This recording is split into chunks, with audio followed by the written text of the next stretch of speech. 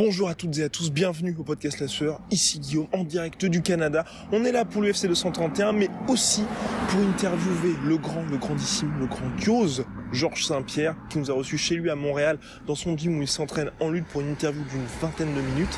Celle-ci est donc disponible ici sur YouTube mais également sur SoundCloud, vous pouvez la télécharger sur iTunes. N'hésitez pas à balancer les 5 étoiles, ça nous fait toujours plaisir et ça nous permet d'avancer.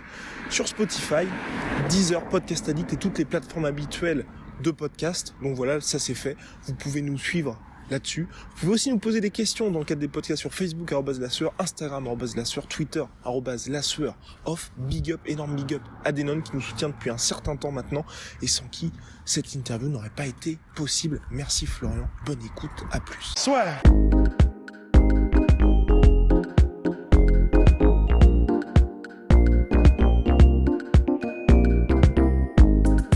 Quel honneur. Bon, bonjour Georges Saint-Pierre, merci beaucoup de nous accorder cette interview à La Sueur. Un plaisir, ça fait plaisir toujours d'être avec mes cousins français. Ah superbe. Bon alors, tout d'abord, comment est-ce que tu te sens? Aujourd'hui, on est à la fin de l'année 2018, tu avais dit, tu verrais début 2019 si tu vas revenir. Ouais. Alors comment est-ce que Georges Saint-Pierre? Je me sens très bien physiquement, je suis en santé et puis je me sens mieux que jamais. D'accord, ah super, donc c'est une très bonne nouvelle. Parce que c'est vrai que l'année 2018 a été un peu compliquée pour toi. Le début de l'année surtout, on était assez inquiet. J'ai eu c'est un message aussi que je veux passer aux gens qui sont affectés par la même j'appelle ça une maladie, c'est pas vraiment une maladie, c'est un syndrome on dirait. Ouais. Les mots plus précis pour décrire ça, ça s'appelle une colite ulcéreuse. Et puis souvent une colite ulcéreuse, si on le traite pas bien, ça se transforme en maladie de Crohn. Et Crohn, ça va en cancer. Ouais.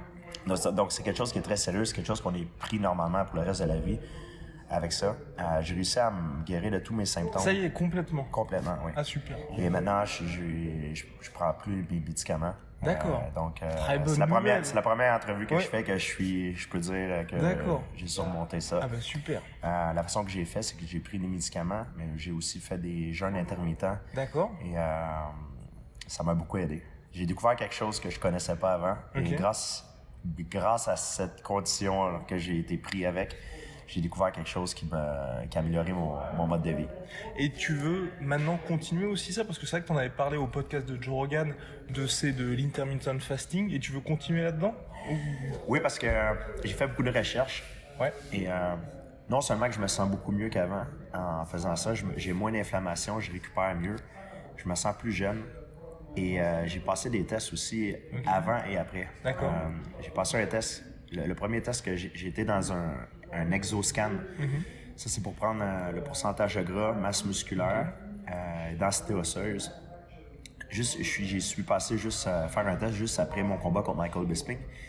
Et par après, j'ai commencé mes jeûnes intermittents. Et puis, j'y suis retourné 5 mois. 5 mois après. Mon pourcentage de gras a diminué, masse musculaire a augmenté, densité osseuse a augmenté et ma rétention d'eau a grandement diminué. Donc, le poids que j'ai pris pour mon combat contre Michael Bisping, le docteur croit que c'est probablement dû à la rétention d'eau. Donc, c'est pour la raison pour laquelle je me sens beaucoup plus santé en ce moment. Souvent, on pense que si on est plus pesant sur la balance, c'est qu'on est on a plus de muscles, mais c'est pas toujours le cas. C'était pas le cas pour moi. Donc comme quoi, Georges Saint-Pierre vieillit mais toujours au top. Ouais. Et donc là, est-ce que 2019, on pourrait éventuellement avoir un retour, un comeback, un énième comeback, un nouveau comeback? On pourrait, mais je veux dire la vérité, ça me tente de moins en moins. Je pensais pas dire ça un jour, mais je vieillis. D'accord, ça me tente pas de retourner me battre contre un jeune qui a pas fait ses preuves encore, qui a pas un nom, qui a pas rien à gagner en termes de legacy. Ou juste de gagner en me battant toi. Exactement, que lui peut gagner, mais moi j'ai rien à gagner. Parce qu'à chaque fois qu'on met le pied dans l'octogone, c'est toujours un risque. Hein? On peut avoir une mauvaise journée ou on pense qu'on est en contrôle en tant que combattant. Puis quand on est jeune, souvent on est un peu on ignore cet aspect-là du sport. On se croit invincible, mais quand on vieillit, on a plus d'expérience et puis on se rend compte que personne n'est invincible. Et puis on est toujours à une erreur se faire passer le chaos, de subir des graves blessures. Donc, c'est toujours un risque et il faut que le risque en vaut la chandelle. Mais par rapport à ça, c'est vrai qu'il y a des jeunes, mais il y a aussi aujourd'hui la catégorie lightweight qui est intéressante et la catégorie 165 qui vraisemblablement va s'ouvrir avec des noms. Il y a Khabib, Ben Askren. Je pense que pour toi c'est pas très intéressant, mais la catégorie, vous mentionnez catégorie 165, est-ce que c'est officiel? C'est toujours pas officiel, mais il y a eu il y a des reports qui disent que en fait elle va remplacer la catégorie flyweight. Flyweight, ah d'accord. En fait que la flyweight fermerait et du coup ça passerait en 165. C'est encore au stade de rumeur. Ouais. Je ne sais pas ce qui va se passer. Pour moi, comme je vous dis, il faut que ça soit...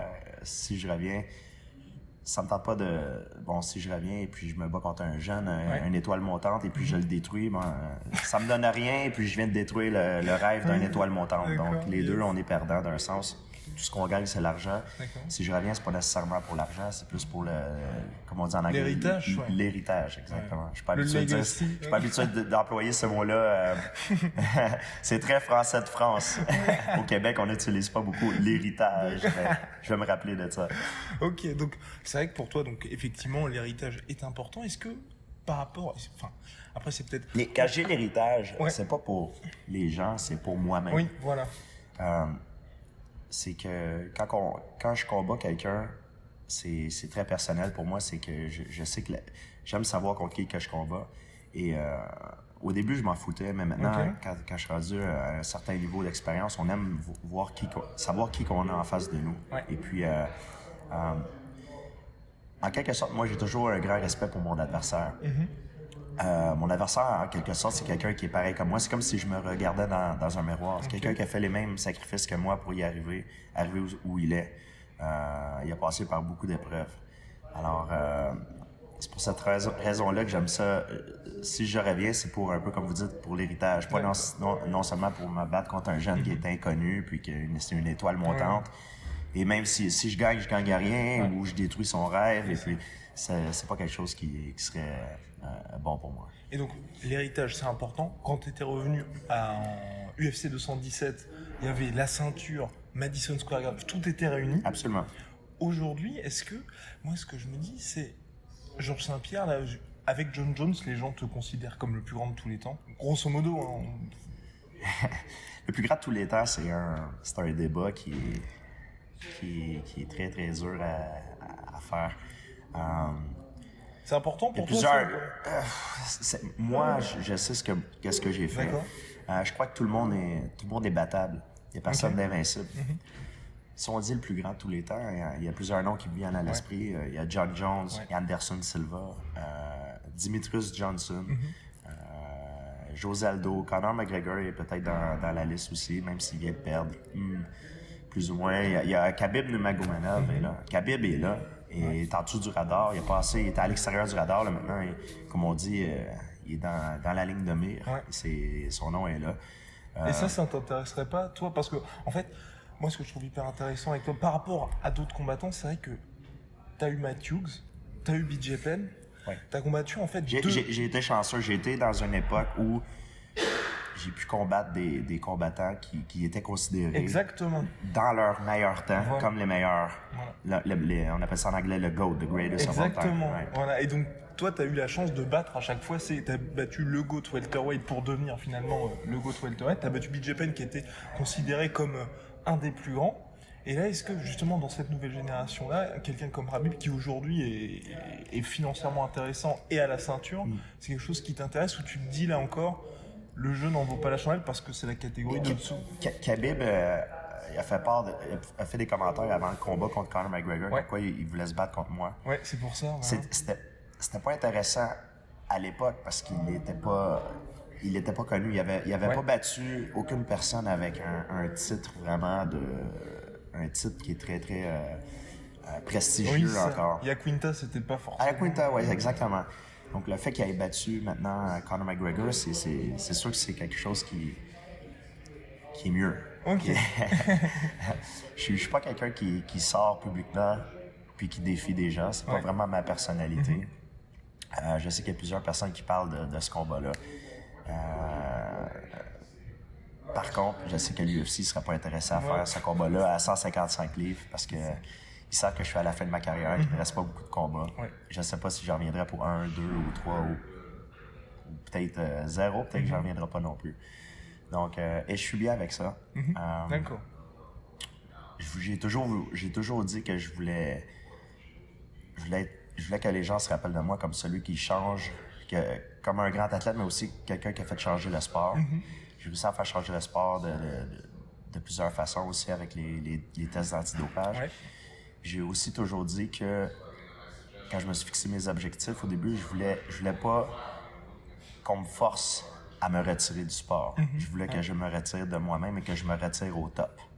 Et si je le fais maintenant, je crois que j'aurais accompli ma mission. Cependant, c'est sûr que le compétiteur à l'intérieur de moi est toujours là. Et des fois, quand je finis des entraînements, comme aujourd'hui, et je vais avec les jeunes qui s'entraînent pour des combats à venir, et je me sens fort et bien, et ça me donne le goût de retourner. C'est à ce moment-là que c'est le plus difficile pour moi, parce que j'ai le goût d'y retourner, je me sens encore capable, je me sens à mon top, je me sens mieux que quand j'avais 25 ans. Par contre, quand je suis avec la famille et tout, ça me tente moins. Quand je me lève le matin, je regarde et je me dis dans ma tête, est-ce que ça me tente vraiment de retourner dans ce cirque-là? Vous comprenez ce que je veux dire? Parce que maintenant, c'est un peu un cirque. Les gens, ils parlent et c'est un peu différent et c'est normal, le sport a évolué. Et, mais après, ça intéresse toujours parce que ça m'intéresse.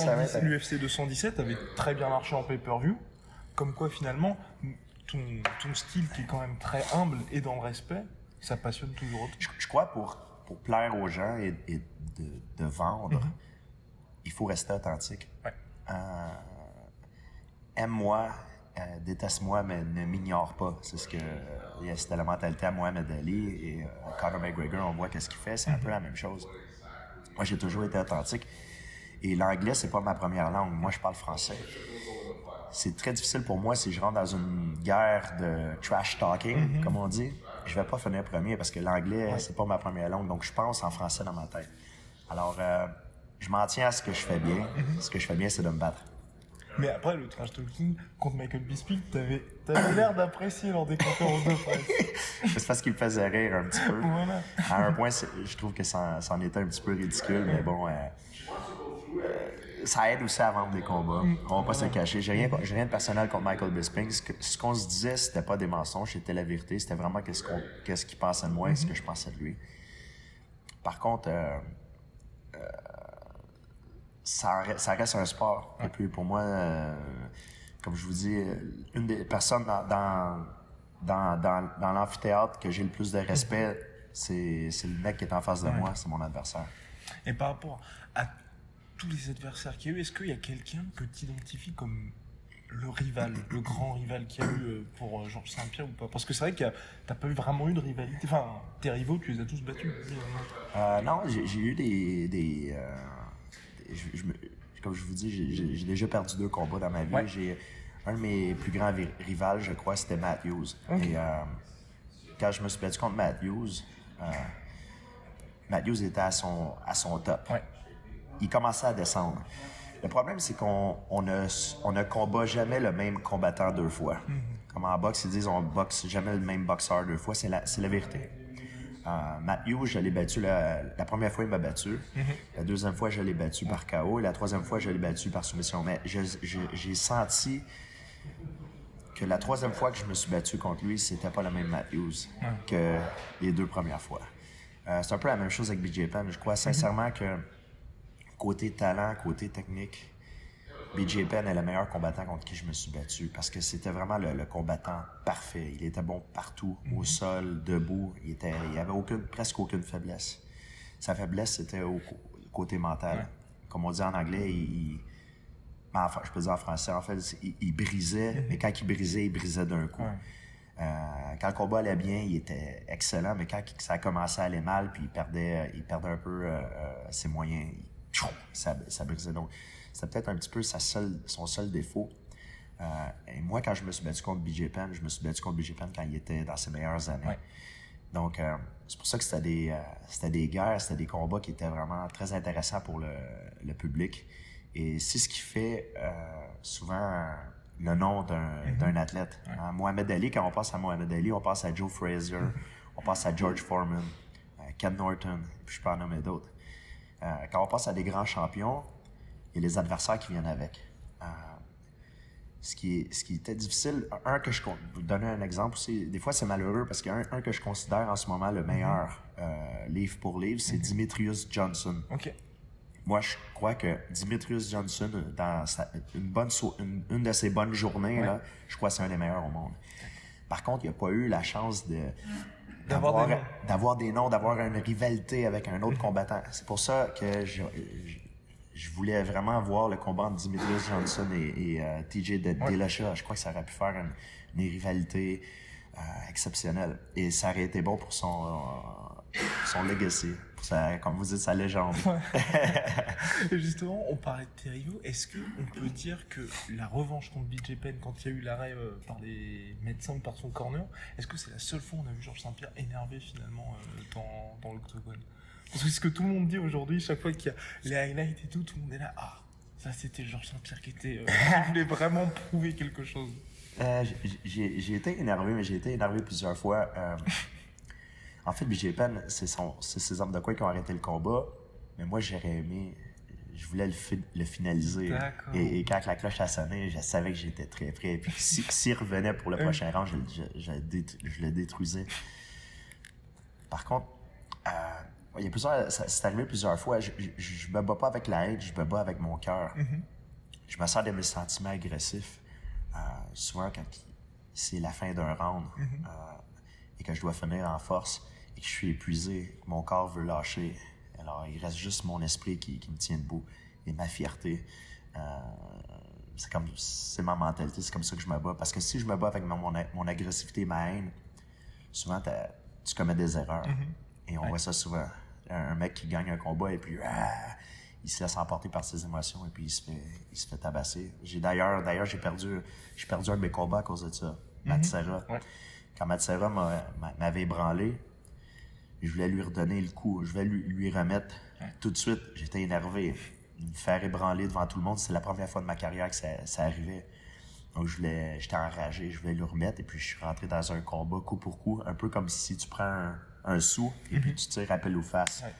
Et quand tu es un athlète qui a du talent, c'est pas la bonne façon de faire parce que maintenant les chances sont 50-50 que toi ou lui le touche au lieu de te servir de tes capacités physiques, intellectuelles aussi athlétiques pour gagner le combat. Alors c'était pas une bonne décision de ma part.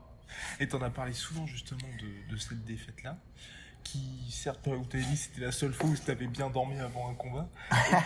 Et finalement, est-ce que c'est pas la meilleure chose qui te soit arrivée dans ta carrière d'avoir eu cette défaite? Je crois que c'est la meilleure chose qui m'est arrivée, oui. Par contre, si en ce moment je pouvais retourner dans le passé et voir le jeune Georges Saint-Pierre après sa défaite contre Matt Serra, et je lui disais la même chose. Probablement qu'il m'aurait donné le doigt d'honneur. Je le comprenais pas à l'époque. Par contre, des fois, il y a des expériences qui peuvent pas être enseignées. Il y a des expériences qui peuvent seulement être vécues. Et je crois qu'en tant que combattant, c'est ce qui est arrivé. Peut-être un peu la même chose pour John Jones. John Jones, c'est un jeune combattant extrêmement talentueux, peut-être un des meilleurs talents qu'il y a dans le sport. Il a été critiqué souvent pour plusieurs choses qu'il a fait. C'est malheureux. Là, il fait un retour. Je crois qu'il peut revenir plus fort qu'il n'a jamais été. C'est ce qu'on va voir. Et comme je vous dis, il y a des expériences qui ne peuvent pas être enseignées, qui doivent être vécues. Espérons que c'est vrai pour John Jones et je lui souhaite la meilleure des chances. Et là, plus généralement, c'est vrai que tu disais, le mental, c'est hyper important, ta conscience, t'es un des combattants qui a vraiment conscience de l'environnement, de la santé. Est-ce qu'il y a un petit regret de dire soit je suis parti trop tôt, soit je me suis arrêté? Finalement, j'ai pris une pause trop tôt, un peu en soi. Michael Jordan, il s'était arrêté 1 an et demi, ensuite il était revenu, il avait remporté ses trois nouveaux titres avec les Bulls. Est-ce que tu te dis, si tu es revenu en 2014, j'aurais pu... Non, parce que quand je me suis arrêté après le combat contre Johnny Hendricks, il était temps pour moi que j'arrête.